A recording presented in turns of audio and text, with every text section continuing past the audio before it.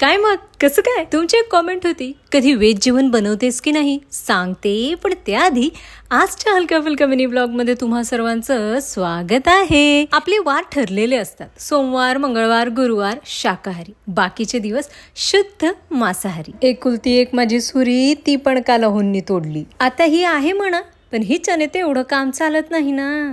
एकटीसाठी काय जेवण बनवायचं हा युनिव्हर्सल प्रश्न झालेला आहे. त्याच प्रश्नाचं उत्तर शोधत आज मी हे काहीतरी बनवते.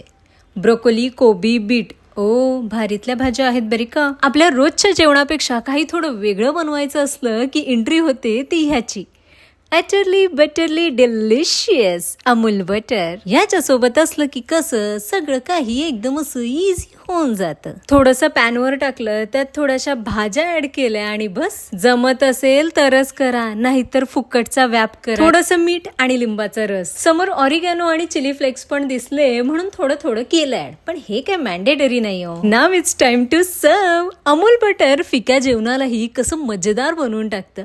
टेस्ट करूयात. आहा, तुम्ही बोलाल हे काय नुसतं उकडलेल्या भाज्या?